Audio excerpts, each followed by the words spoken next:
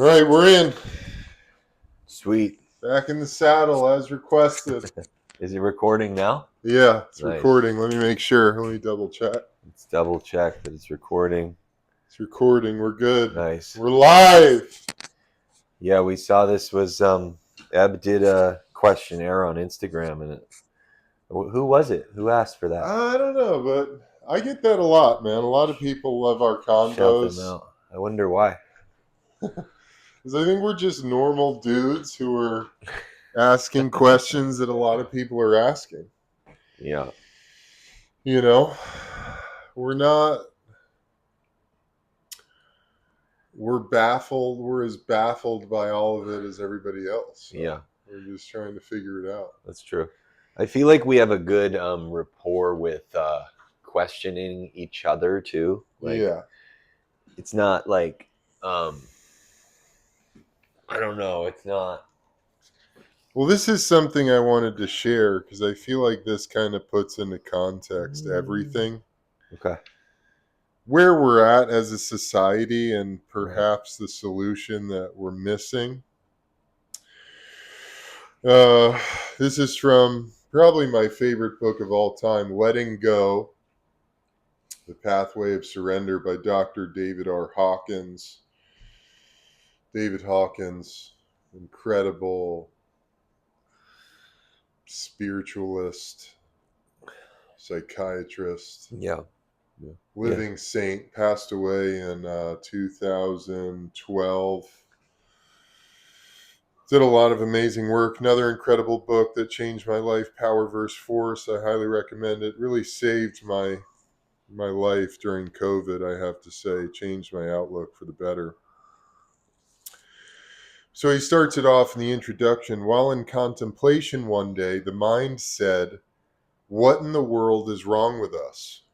Why doesn't happiness stay put? Where are the answers? How do we address the human dilemma? Have I gone nuts, or has the whole world gone crazy? The solution to any problem seems to bring only brief relief, for it is the very basis of the next problem. Is the human mind a hopeless squirrel cage? Is everybody confused? Does God know what he's doing? Is God dead?" The mind just kept chattering along. Does anybody have the secret? Don't worry. Everybody's desperate. Some seem cool about it. I can't see what all the fuss is about, they say. Life seems simple to me. They are so scared they can't even look at it. How about the experts? Their confusion is more sophisticated, wrapped in impressive jargon and elaborate mental construction. They have predetermined belief systems into which they try to squeeze you. It seems to work for a while, and then it is just back to one's original state again. It used to be that we could count on social institutions, but they have had their day. Nobody trusts them anymore. We now have more watchdogs than institutions. The hospitals are monitored by multiple agencies. Nobody has time for the patients who get lost in the shuffle. Look down the corridors. There are no doctors or nurses. They are in the offices doing paperwork. The whole scene is dehumanized. Well, you say, there have to be some experts who have the answers.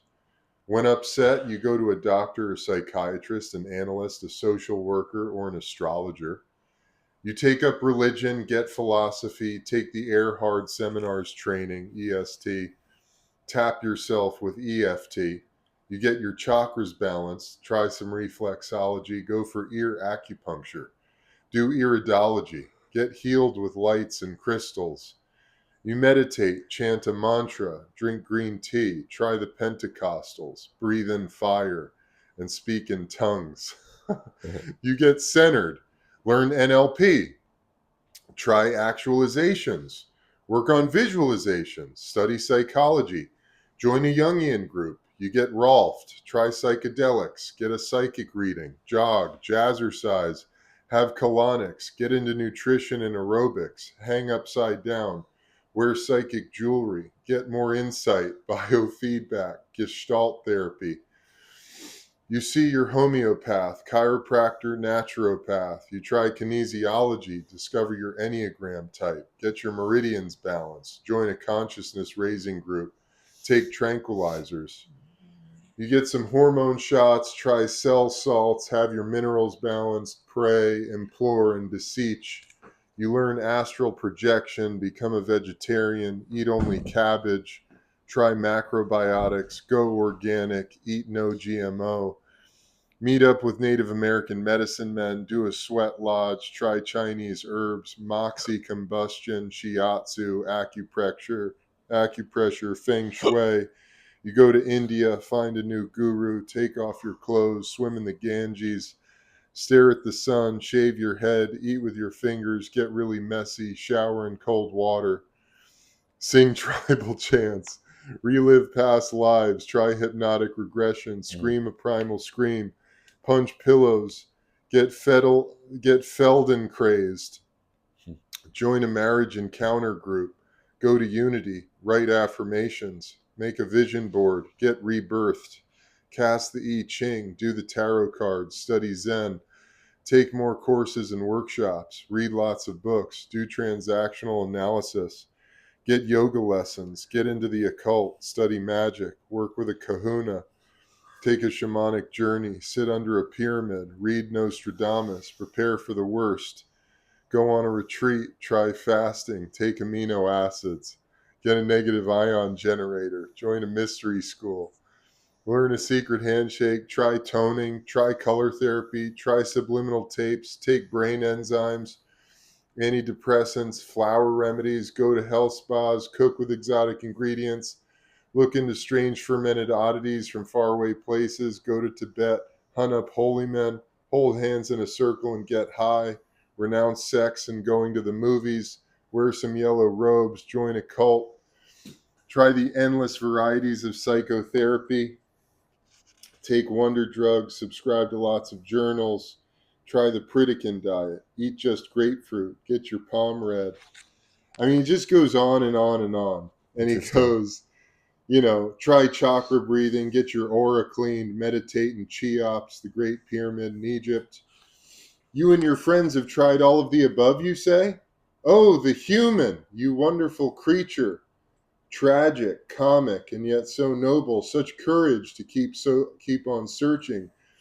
What drives us to keep looking for an answer? Suffering? Oh, yes. Hope? Certainly. But there is something more than that. Intuitively, we know that somewhere there is an ultimate answer. That's good.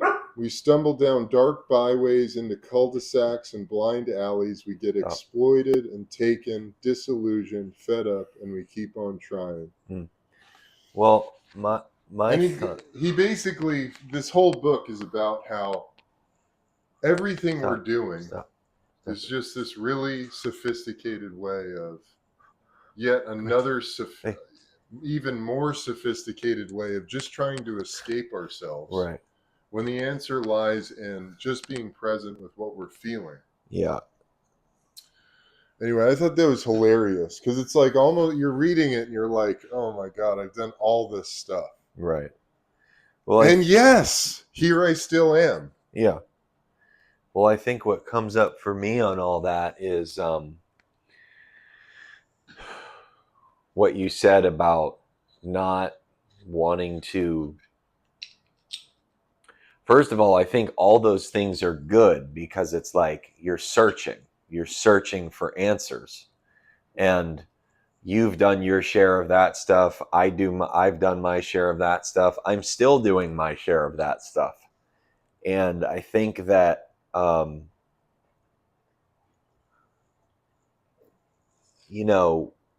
it's what comes up for me is it's part of not wanting to be where you are now. And I think that's been really magnified. We were talking about what this conversation might be in terms of culture or a cultural recap or whatever. We do these kind of cultural sort of landscape, looking at the landscape of culture. I feel like where we are today it's hyper extremely magnified, particularly because of social media, which now everybody is on pretty much. It's really magnified about what you're doing with your life. This is my feeling. It's like it's really, the spotlight is really strong. What you're doing with your life. Are you doing enough? Are you successful? Do you have the car? Do you have the person? Do you have the job? I mean, it's built on, this follower system, which is again, are you enough? So it's like this, and so we've really magnified that journey that I think you just read. So then it either sends you into a kind of nihilism where you say, F it, I'm going to do nothing, but sort of be gluttonous. Or you can go the other route and say, I'm going to try all of it. Or I think there's the third route, which is what he then says at the end. Neither of those routes are really the way. It's about being here, whatever that looks like. But then I was thinking about, the 90-year-old woman in Alabama who smokes cigarettes all day and doesn't eat. And like, is she satisfied? The archetype of that person. I think it's just about, are you free inside? Are you, and what I mean by that is, are you enjoying the life that you're living? Not that it's not challenging. Is your life a task list? Is it a to-do list, or are you living your life? But you see what I'm saying, how that's very magnified now. Totally. 100%. By the external. It's 100. I totally agree with you. Social media has made it very weird. Like we were talking about ayahuasca the other day.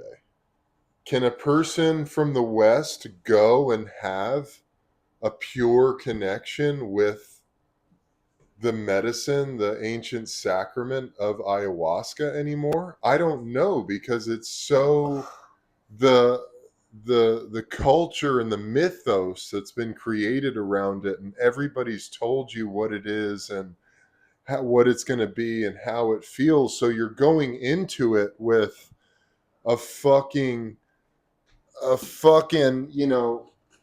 mule pack of stuff, of ideas, of beliefs around what it's going to do for you, what it means. And you're not actually having just a pure experience of the medicine anymore. Right. Well, I also think something like ayahuasca is like totally antithetical to the Western civilization, which to me, we've said this probably, there is no Western anymore. It's everywhere. We've globalized the Western idea of like materialism. It's kind of everywhere. There's very few places now that aren't Western, unless you're going to some really like distinct third world country. But I don't think you could do the ayahuasca ceremony, like that whole thing doesn't line up with a material existence in a way. So I feel like you would get that information and then not want to be in the world we live in. I don't think they really worked well together. Yeah. It's an interesting thought. But then you sort of like, well, what about all spirituality? I mean, you have to have spirituality in the marketplace area. So how do you navigate that? What are you going there for? What are you trying to do? And how do you participate with it? In terms of the external thing too, though, I think like this money, we have a real like the money thing is challenging too, because it's like that's an external thing that you can't really deny. Yeah. So how do you participate? Maybe that's like a real question. How do you participate With what? in the world we live in and keep these kinds of letting go values? You know? Well, I think that the more you let go of this pressure inside, it's an internal pressure that comes from suppressing, repressing, and escaping emotions, Yeah. feelings. So you build up this pressure, this tension, this inner tension that literally works like blocks in your life. It inhibits you. It drains your energy. It makes you feel really tired. It makes you feel like you can't do anything. And so if you can get yourself super free and clear on the inside in your inner energetic atmosphere, I think all of that stuff starts to take care of itself. You just find your way into prosperity. You find your way into the job that just makes sense and makes you money. Yeah. At least makes you enough money that you can pay your bills and eat and sustain yourself at the level that you believe is necessary for yourself. Yeah. You know, but I think what you're saying makes me think about is we have to really start reevaluating how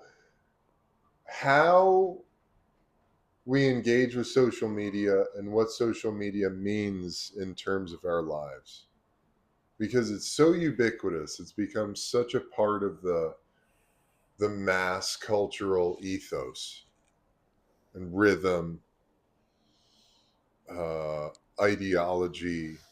It's part of this. It's literally an adjunct consciousness, Yeah. right? I mean, it's like it's a whole, you know, it's a whole quarter section of consciousness, maybe just in but it's not the complete picture of human consciousness. You know, it's very selective. Right. You know, it's not the whole picture.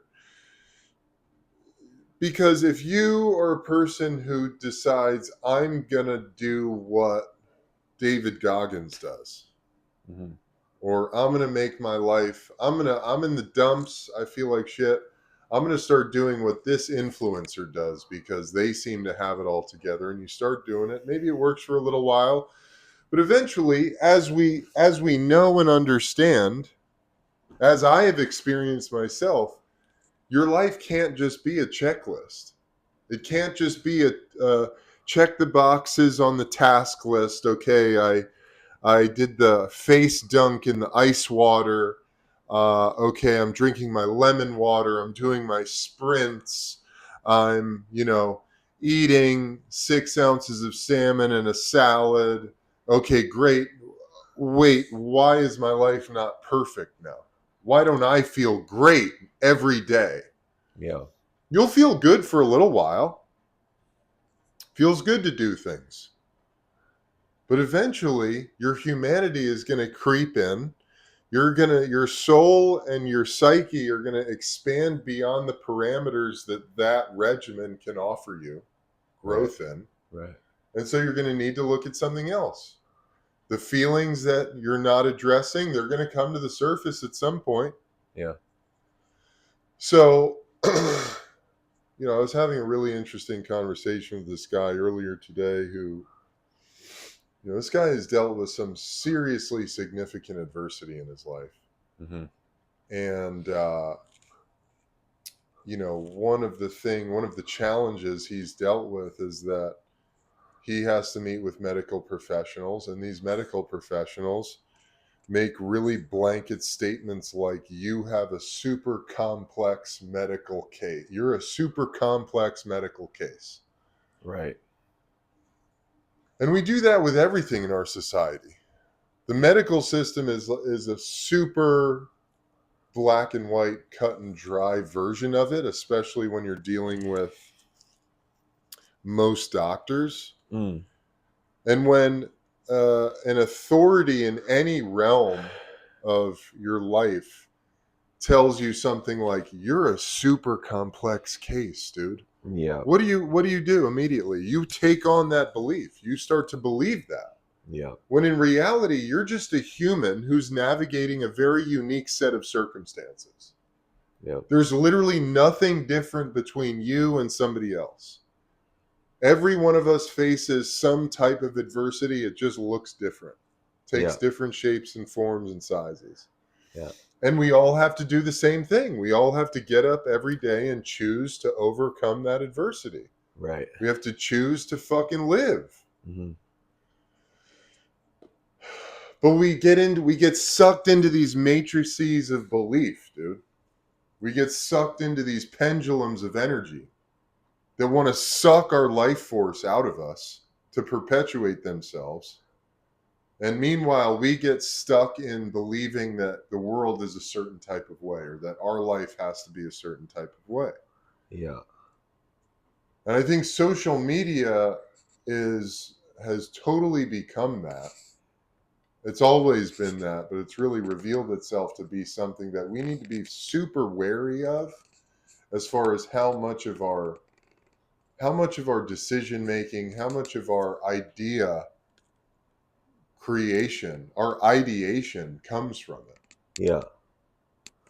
Yeah. Because honestly, social media is gonna, if you decide to live your life through the lens of social media, you're headed straight for psychosis and neurosis. Well, I think it's what We're already there. it's what we're doing. Yeah. Well, I think that I don't know if any of that made sense, but I think every era of humanity has its challenge. Like there's no era that was, scot free. I'm not a historian by any means, but I think it's pretty simple that, just very basically, the cavemen era had the issue of fighting, the obvious one, fighting saber-toothed tigers, whatever, fighting weather. That was their problem. That was probably what they were talking about in terms of their challenge. They're sitting around a fire going, dude, we need some food, but we got to go out there. Their podcast was about that, right? yeah.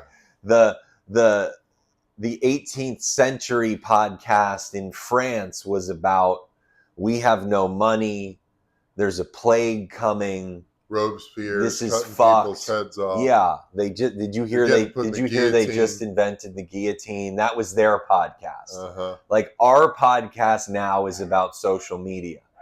Like every era has their thing that they need to ride with and overcome, or get peace around, evolve through. Yeah, and I've been thinking of Marshall McLuhan. I'm not a historian on him either. I'm sure people know more about him, but he was kind of like a pop culture historian, and his main thing, I've been thinking about him for a while and talked to people about him, but like his main thing has been coming up lately, that he said of the medium is the message. That was like his big like tagline. One of the medium is the message. Interesting. And to me, I've been thinking, because I didn't really get that for a while. I was like, the medium is the message. Okay, what does that mean?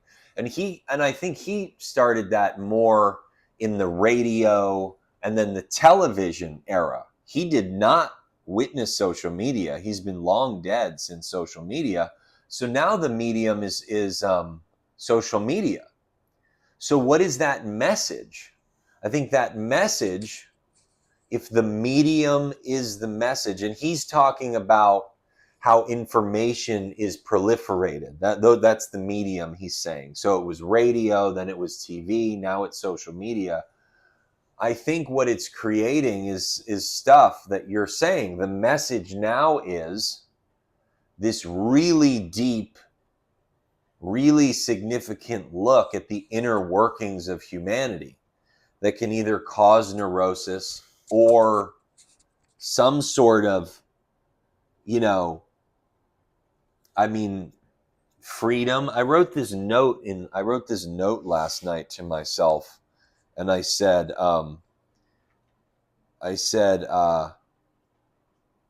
This is just like, this was like off the riff. I was riffing.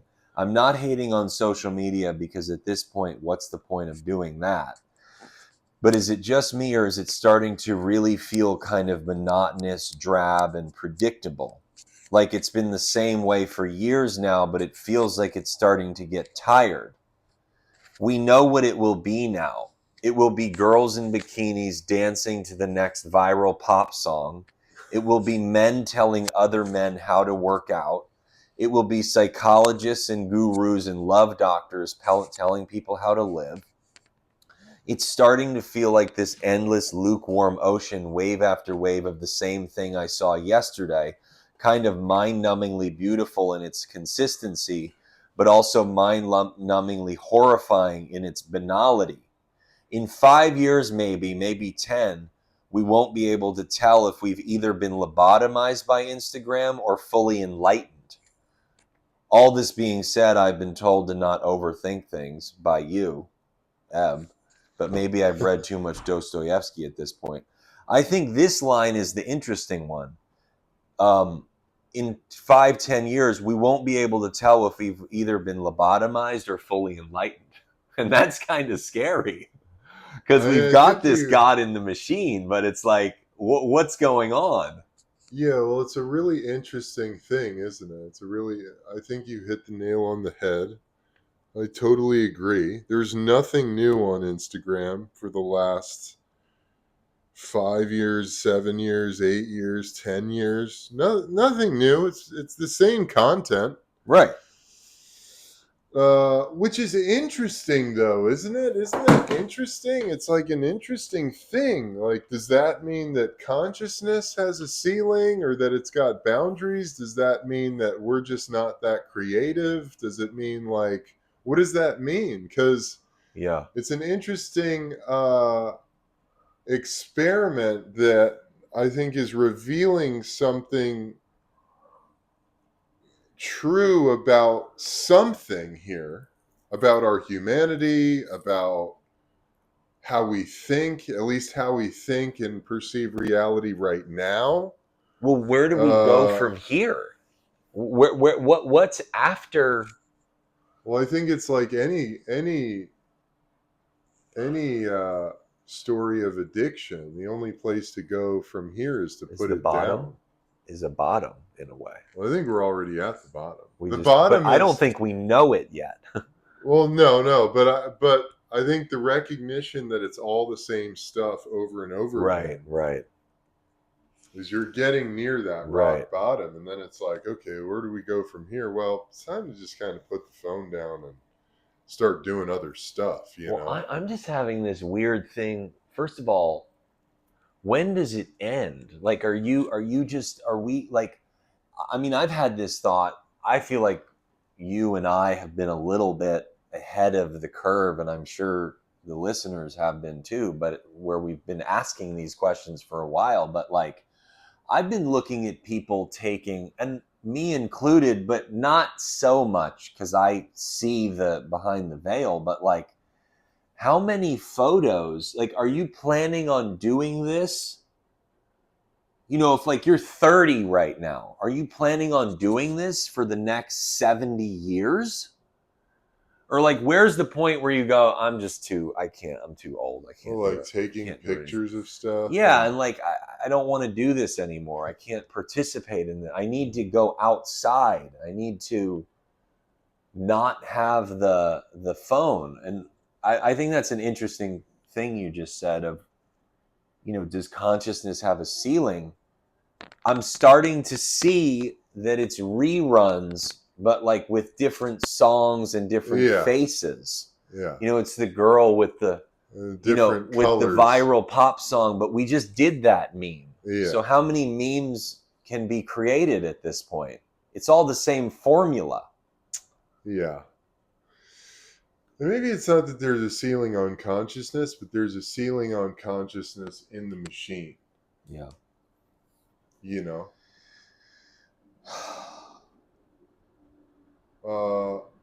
I think there's going to be, I was in a theater the other day. I saw a play, which is just like, go see a play. Like, it's fucking like, you're just like, holy shit, dude. Like, you never see shit like that. You know, like just people on a stage, like Working bodies, and it's ephemeral and there's no cameras. And I was listening to the guy behind me. He's actually a kind of well-known actor, cool guy. He owned the theater, but I could hear his conversation behind me.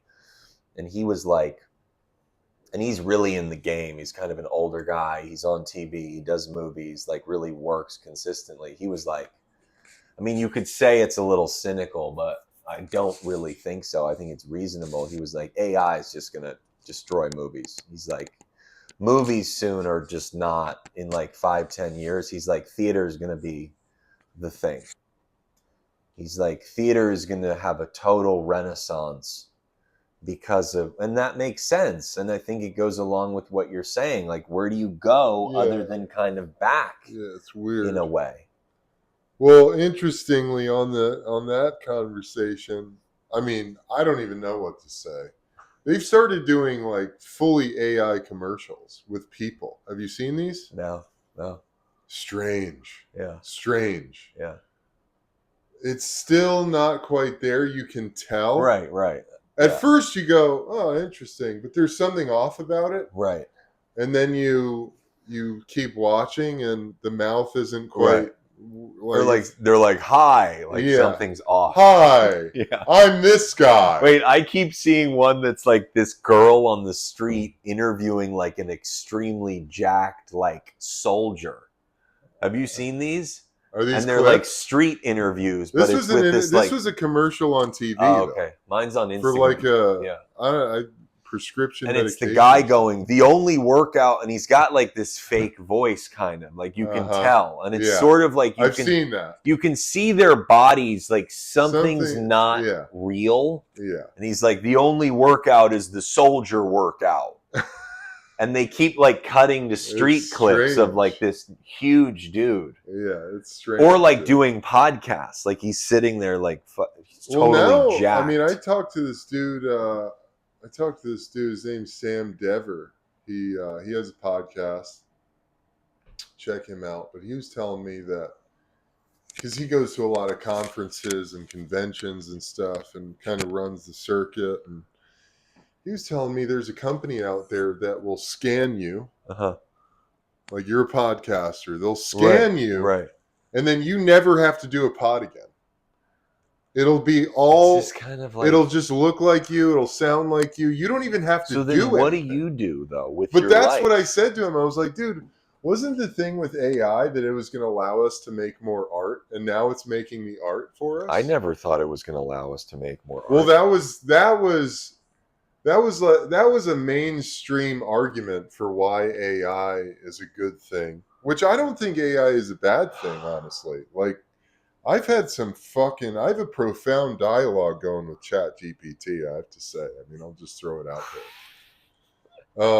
And I think it's a magnificent tool. I don't use it at all, really. I mean, I've used it I like it. Bit, anyway, that aside, one of the early on arguments for why AI, how it was going to totally transform how we do business, etc., was that it was going to take over all the jobs that are menial and administrative and all the things that none of us want to do so that we have more time to create art. But now AI is creating art. So now what? What do we do? Like what?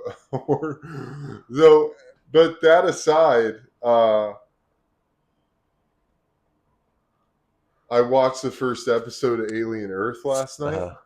And it's really interesting because it opens up with this description, and it says basically, I think it's four corporations are in a race to basically control the entire universe, and the race is for immortality. And it comes in three guises, which is a cyborg. So a human with like robot pieces. Yeah. a synth, which is a synthetic being that's just totally artificial intelligence. And then this third thing, which is kind of what the main character girl is, which is like a synthetic body that's super powered, that's had a human consciousness downloaded into it. Mm. So they're taking these terminally ill children and uploading their consciousness into this body that can fucking like jump 1,000 feet in the air and run 100 miles an hour and like do all this crazy shit. But it was just interesting thinking about this, kind of where our conversation's going. Where are we going with this stuff? Maybe that's where we're going. I mean, this show takes place in like 2120. Right. It's like 100 years from now. But it's I don't know. I don't even care, man.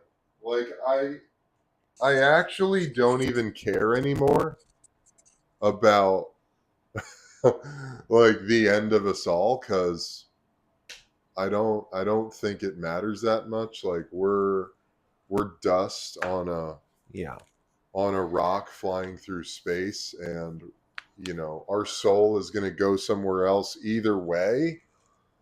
Like being human's been an interesting ride, an interesting experiment. There's a lot of other life forms that our souls inhabit, a lot of other trips to take. Like it doesn't really matter to me. Like I actually don't care.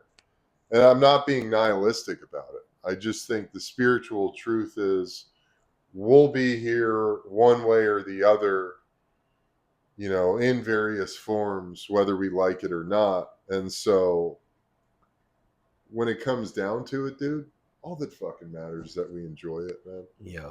And that we're hanging out with people that fucking we like being around. Yeah.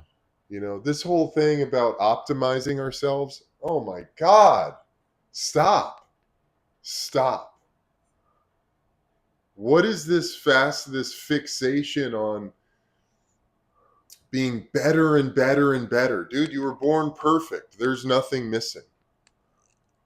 Actually, your innate superpower happens when you let go of all the bullshit you've learned from society, your family, culture over the course of your lifetime.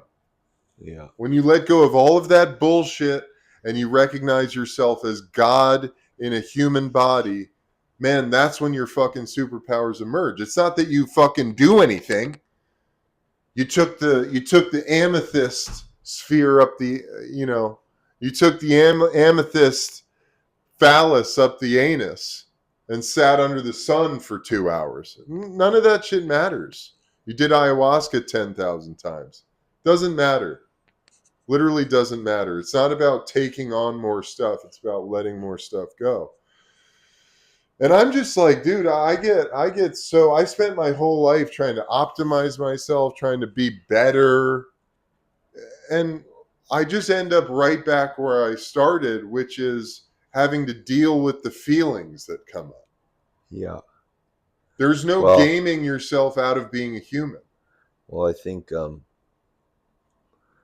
the amethyst. I mean, the amethyst in the anus bathing in sunlight sounds pretty fun. But do it.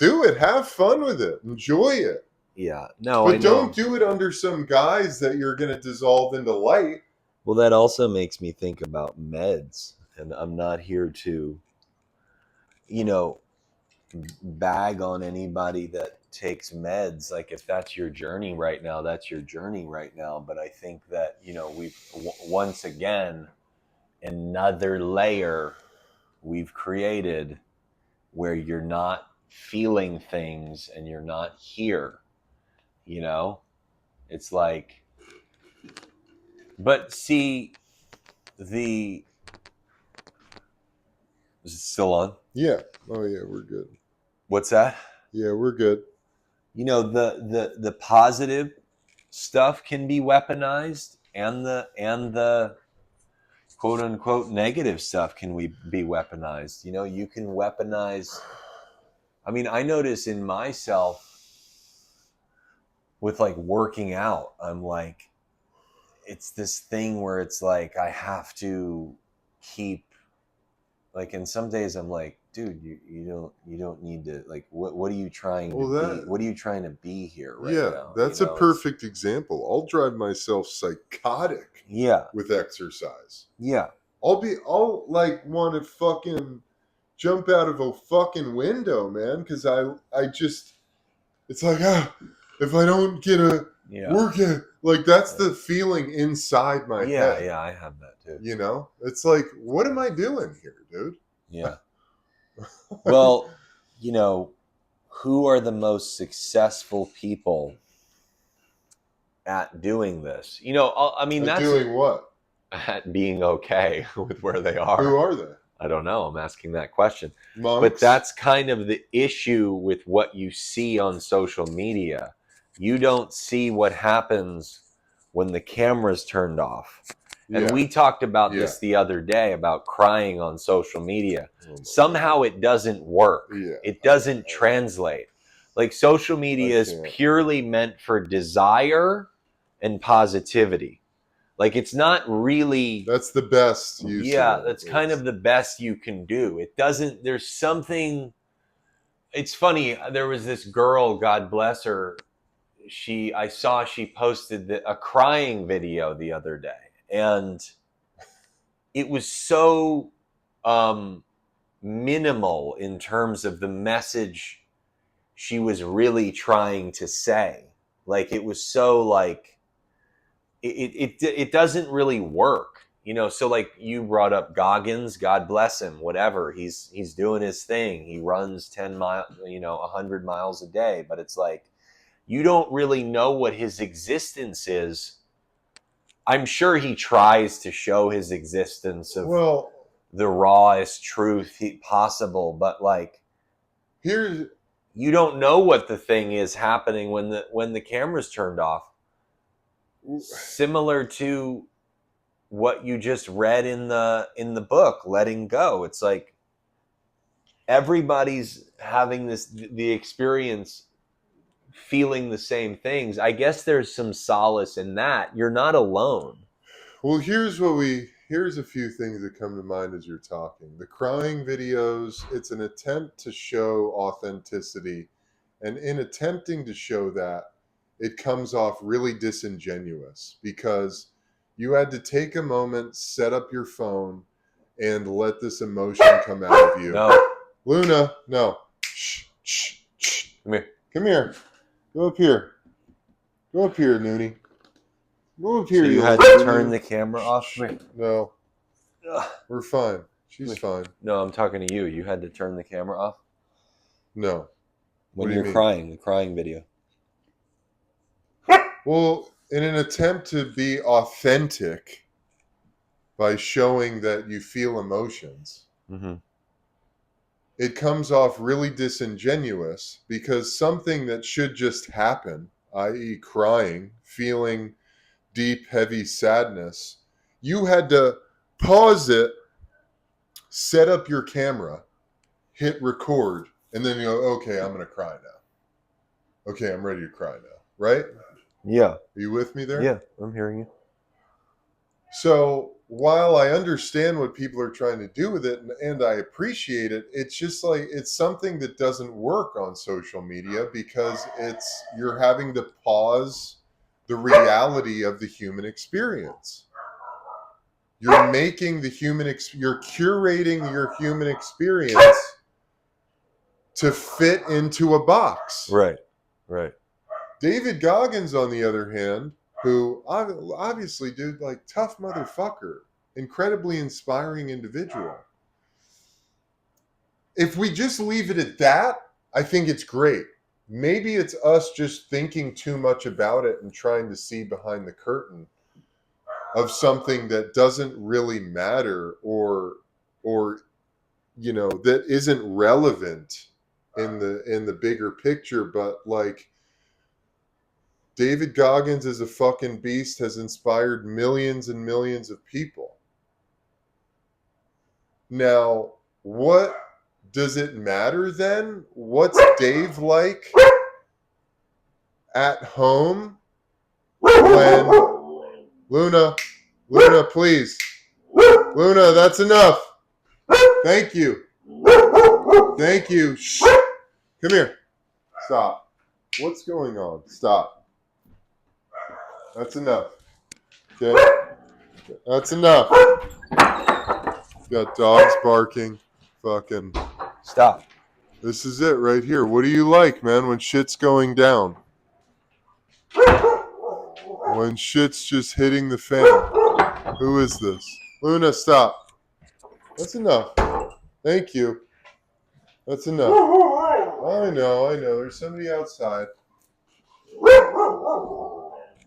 So what is Dave Goggins like when he's just made a bowl of pasta for his 6-year-old daughter and she takes it and dumps it off the table onto the carpet? Yeah, right. Is he super cool, calm, and collected? Or does he fucking explode? I mean, I don't know if it's relevant.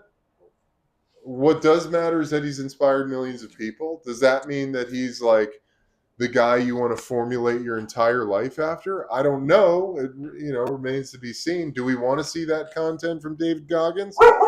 Maybe not. That's enough, Luna. Stop, please. We're recording a podcast here. Thank you. Come here. Go over here. So maybe we're trying to get too much. Maybe we're asking for too much. I don't know. I think where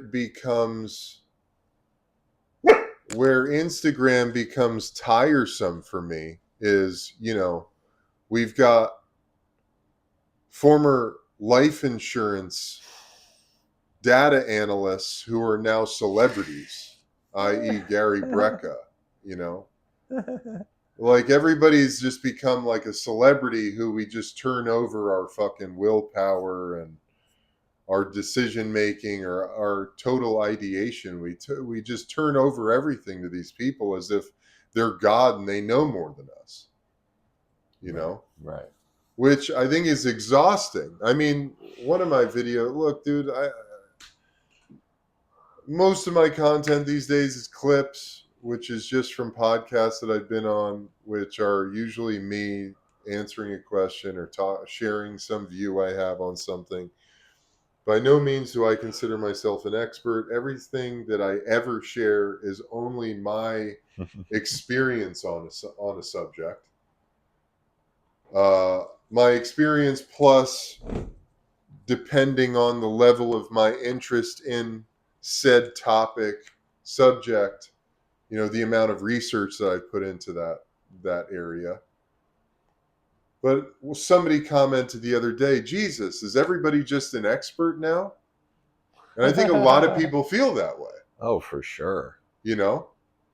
I think a lot of people feel that way, myself included. It's like, dude, not everybody needs a podcast. I'm sorry. Oh, God.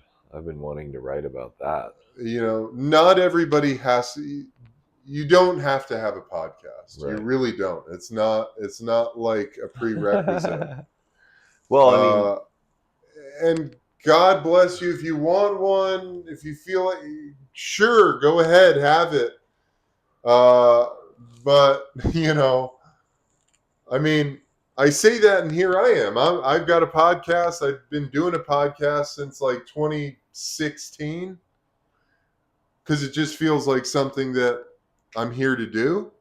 Well, it's like starting a podcast now. I mean, you've had your podcast for almost 10 years, but I mean, I've been wanting to write about that recently. What the fascination or the phenomenon, it's really a phenomenon, the phenomenon of everybody wanting a podcast. And honestly, I think it ties into this conversation we're having about being okay or some sort of contentment. I mean, this is, I think, a conversation about finding contentment, which I think is maybe the biggest goal in life. How do you find contentment? But I think the phenomenon of podcasts and why people want that is because I mean, first of all, they want to be heard and they want to feel like their voice is worthwhile. There's like it gives them like sort of this reason for being. It's like, I have something to say too. I think both are, God bless you, totally horrible reasons to have a podcast. You should have a podcast because it's literally coming out of you. Right, right. Like you have to speak on something. Yeah. I'm finding that there's so much I don't want to do. It's challenging because I have like this Reality Now newsletter. I did the podcast because it's just kind of, it got to be easier than writing the thing. But I'm just sitting there writing and I'm like, I don't have anything to say. It's just like, there's nothing.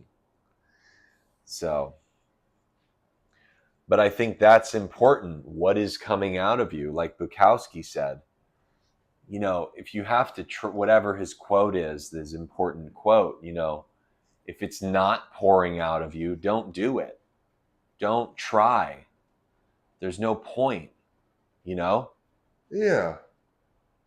And I think that's a good way for people to start looking at what their reason for being is. How do you find contentment? It's the thing you keep coming back to.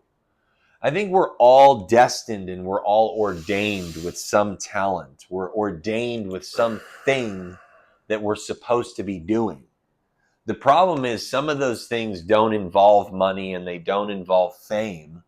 And we're living in a medium where the message, the core message, is about finding fame and finding money. So to your point, you have life insurance salesmen, you have real estate agents, you have fucking people that have no business trying to be famous, all trying to be famous now. Because the whole system is around, the whole medium is built around you becoming a name. That's not everybody's thing, dude. Names used to be for artists and athletes. That's it. And politicians, probably. You know?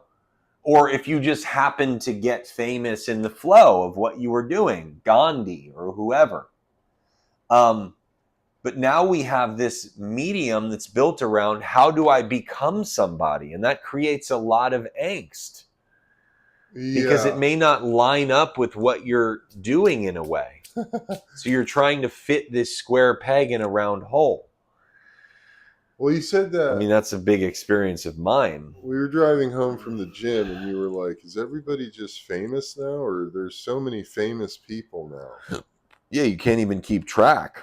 And doesn't seem to be working for me, though. It was interesting because I can't seem to get a follower. If I lose every time I post, I lose 3 or 4 followers. I'm like, am I ugly? Am I the white guy that nobody likes? Am I like public enemy number 1? It is a strange time to be. I'm like the perceived straight guy that everybody hates. Like some people like. Is my writing too weird? Is it too like? Is it too intense? Because it's not working for me. That's for sure. I'm trying. I'll keep. But starting OnlyFans, dude. But then you like your dick in a knot videos, or like your dick covered. That's not even funny anymore, dude. Like the idea of like doing an OnlyFans. It's not even. Why? Because that's even. It's not even interesting anymore. Like I'll do an Only. It's not. It's like no. Like there's no. It's so far out of the flow. It's like, I don't know who does that. That's like some other flow, like that I think works for very few. That's their ordained thing. But I think that's very few people that even works for. See, that's another problem with the medium. We see these things. Wait, what did you mean though? What does that mean to you? Medium is the message from Marshall McLuhan. That's the conversation we're having. The medium is dictating how people are functioning. You know? So it's like, to that point with OnlyFans, it's like you see a handful of girls, let's say a dozen girls, who are making $30 million a year on OnlyFans. So now you have all these girls and men, you just said it to me, you should do that. You go, let me try It's that. like, yeah, but I'm not ordained to do that. I would be doing it already in a way. Like, I'm ordained to like be a playwright and fucking direct something, like that's where I keep going.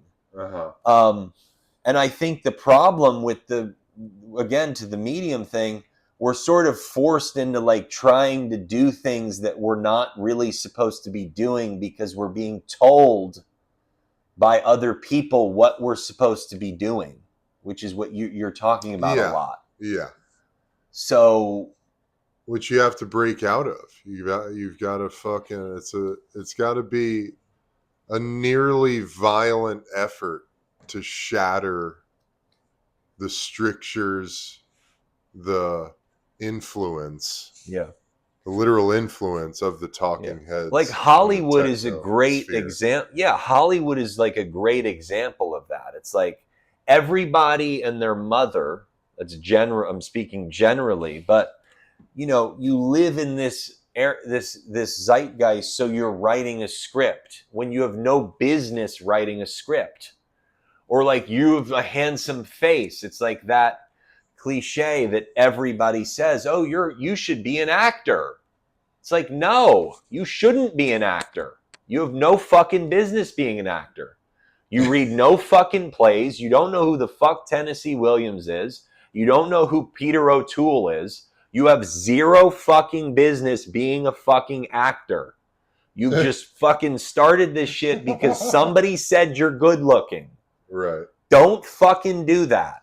You're a fucking charlatan. You are a charlatan. And now, suddenly, you've got a lot of followers. So now you're getting jobs as an actor because you have followers.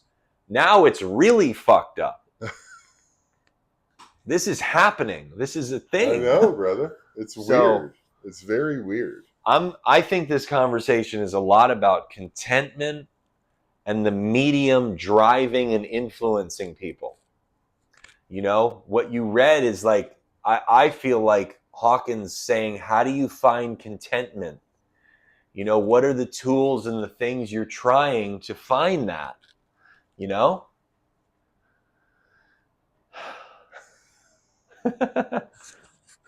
I mean, you've moved out to, you've talked about like being in Texas and like just being outside, and you sound more happy and content doing that than anything else you've done. Well, I think correct me if I'm wrong. No, I mean, I think that everything we've said and everything that we're experiencing, you really have to make a hyper intentional effort to simplify the influence that you succumb to. Purify yourself to the greatest extent possible. Purify your mind, purify your heart, purify your body. Get back to your roots of being a human. Ground yourself in reality as much as possible. And that means, and look, dude, I watch shows. I like watching shows. I fucking still, I interact. I partake in social media and Instagram. My relationship is a lot different with it than it's ever been. Because I would say because of the work that I've done on myself and the decisions I've made that just influence my relationship with it. Mm-hmm. But when you get back to being a human, when you really ground yourself in your humanity, which is this, to me, no destination, there's no finish line other than death. There's nowhere we're going. We're not getting anywhere. Don't do stuff because you think you're going to get something at the end of it. Right. That's a fucking trap, dude. Whatever it is, that is a trap. Yeah. You wake up the next day, you fucking win $1 million in the lottery. You fucking, get invited to the Playboy Mansion. You fucking go get the big job. You get the trophy. You win the Super Bowl. Any of it. You wake up the next day, you're still you. Mm. Nothing changed. Nothing changed. Right. So get out of this idea of anything that you're doing is going to get you somewhere. It's all just stuff to do. It's all just stuff to do. What you got to really focus on is getting really good with being a human and getting really good with riding the waves of your inner atmosphere, your emotional energy. And when you can do that, then you really start to get underneath. You start to get to the bedrock of what makes you you. But until you're able to do that, man, you're just going to be fucking riding this fucking roller coaster, dude. You're going to be going up and down, and one day you're ecstatic, orgasmic bliss. The next day you're in a fucking black depression, or somewhere in between. Mm-hmm. And being a human, being sustainably successful as a human being, requires you to just be good with all of it. And anything you're doing outside of yourself, any external venture, this is also not to say that any of it's bad, None of it's really bad. None of it is no good. But when you throw all your chips into the basket and say, this is going to solve my problems and make me happy for the rest of my life, you're setting yourself up for disaster. You got to just get good with, sometimes life is fucking boring. Yeah. I want to do stuff because it feels fun. Yeah. Or challenging or exciting. Right. I think that's the shift that we have to make. Right. It's not about, because when it's about some end result or getting something, you're creating a ceiling on yourself. You're putting a cap on your potential. Yeah. Because that creates stress and tension. Yeah. You might still be really good. You might do a great job, but you still put a cap on your potential because you created stress and tension, which inhibits your ability and your capability. But if you just let yourself be free in the act of doing X, whatever it is, you're unlimited in your potential. Possibilities are endless of what you can do, what you can achieve, how long you can go. Anyway. Yeah. Yeah, I hear you. I mean, I've gotten into a thing where, I don't know if I'm like, super sensitive about it, but I've gotten into a thing like on Instagram, just like the competitive, like, even if it's really subtle, it's like, it's sort of a crabs in the bucket thing, and I'm kind of like, dude, do your thing. Do your thing. Oh, yeah, Be happy. bro. Dude, you made $1 million. You sold the thing. Awesome. Awesome. That's not my trip. That's your trip. That's cool. I don't know. Maybe that trip leads you to hell. Maybe it leads you to paradise. Like, I don't know. So I've been working on separating myself from other people's trips. Yeah. And just really being like, dude, what are you doing? What are you doing that you want to be doing? Talking to yourself. Yeah. Yeah. Yeah. So that's been big for me. Me too, man. I think that's a constant process. That's a constant practice. I had it. Oh my God, I had it. Yeah. I mean, I saw this guy get on. I mean, I can't even really say it because I don't. It's just like not. But same thing. Uh-huh. This guy did something really great. And I'm looking, going, what the fuck, dude? Yeah. How the fuck? I had dreams about it. Like, I was like, whoa, bro. You know? I can't compare myself. Yeah, but being upset that they got the thing or Yeah. something? Yeah. Like, I can't compare I can't get into that because that's a fucking dead end road. Yeah, And it's compare and despair. There's that saying. yeah. But it's also you don't what I also come back to in those moments is you don't know what God is doing for that person. Like Yeah. I said, you're just seeing it purely through a seven deadly sin envious perspective.